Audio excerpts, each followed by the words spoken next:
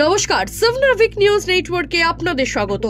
ভোরের আলো ফুটতে না ফুটতেই কেন্দ্রীয় বাহিনীর সঙ্গে নিয়ে তৎপর কেন্দ্রীয় তদন্তকারী সংস্থার আধিকারিকেরা পুরো নিয়োগ দুর্নীতি মামলার তদন্তে সকাল 7টা নাগাদ দমকল মন্ত্রী সুজিত বসুর বাড়িতে হানা দিল এনফোর্সমেন্ট ডিরেক্টরেটের আধিকারিকেরা। মন্ত্রীর লেকটাউনের দুটি বাড়িতে হানা দিয়েছে কেন্দ্রীয় তদন্তকারী সংস্থা। অভিযান চালানোর সময় যে কোনো অপ্রীতিকর ঘটনা এড়াতে কেন্দ্রীয় বাহিনী দিয়ে ঘিরে রাখা হয়েছে মন্ত্রীর বাড়ি।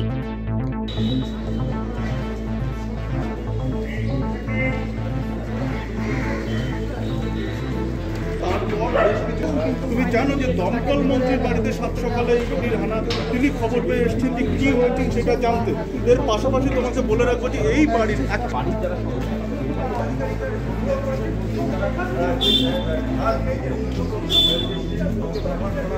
বসুর বাড়ির সামনে সেই বাড়ির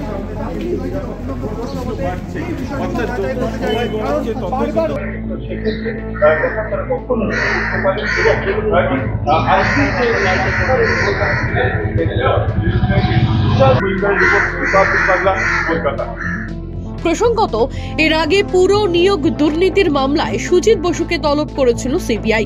গত বছরের 31শে আগস্ট তাকে ডেকে পাঠানো হয়েছিল। সেই সময় একাধিক জায়গায় তল্লাশি চালিয়ে বেশ কিছু নথি উদ্ধার করেছিলেন তদন্তকারী অফিসাররা। এবার সেই নথির সূত্র ধরেই সুজিতের বাড়িতে হানা দিয়েছে ইডি। 2016 সালে দক্ষিণ দমদম পৌরসভার উপপ্রধান ছিলেন সুজিত বসু। সেই সময় পুরো নিয়োগের দুর্নীতি হয়েছিল বলে মনে করছেন কেন্দ্রীয় তদন্তকারী সংস্থা। যে কারণে এদিন ইডি শুক্রবার সকালবেলা দমকল মন্ত্রীর বাড়িতে হানা দিয়েছে বলে মনে করা হচ্ছে।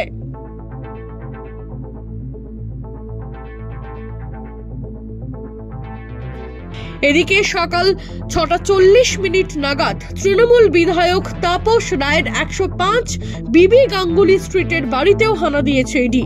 বাড়িতে ঢোকার পর সিঁড়ি দিয়ে ওপরে উঠে সোজা তাপস রায়ের ঘরে চলে যান ইডির আধিকারিকেরা। বউবাজারে যে আবাসনে তাপস রায় থাকেন সেখানেও বাড়ির নিচেই রয়েছে তার একটি অফিস। তৃণমূল বিধায়কের সেই অফিসেও এদিন তল্লাশি অভিযান চালায় ইডি।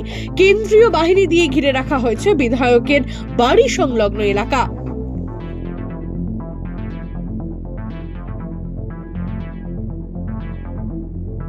একই সঙ্গে উত্তর দমদম পৌরসভার 19 নম্বর ওয়ার্ডের কাউন্সিলর সুবোধ চক্রবর্তীর বাড়িতেও হানা দিয়েছে ইডি।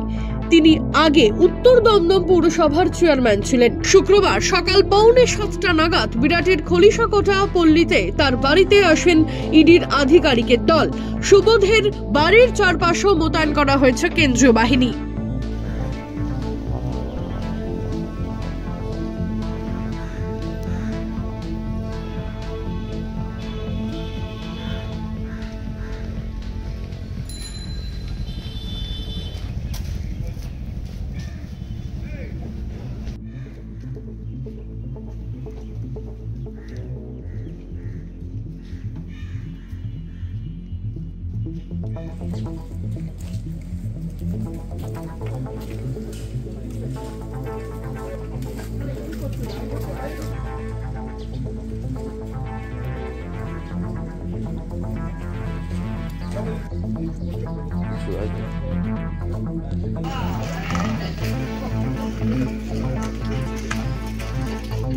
গত 29শে মার্চ নিয়োগ মামলায় ইডির জালে ধরা পড়ে অয়নশীল।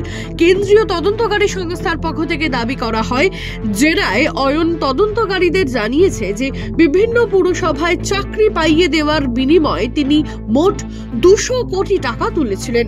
এরপরেই গত বছর অক্টোবর মাসে পুরো নিয়োগ দুর্নীতির তদন্তে ইডির পর একযোগে 12টি জায়গায় হানা দিয়েছিল সিবিআই। ছোট মাতব্বর, সেভনাভিক নিউজ, কলকাতা। সমস্ত খবরের আপডেট জানতে লাইক করে সাবস্ক্রাইব করুন সেভনাভিক নিউজ। সেই সঙ্গে বেল বাটন প্রেস করতে ভুলবেন না। আপনাদের একটা সাবস্ক্রিপশন আমাদের জন্য অত্যন্ত মূল্যবান। জয় হিন্দ।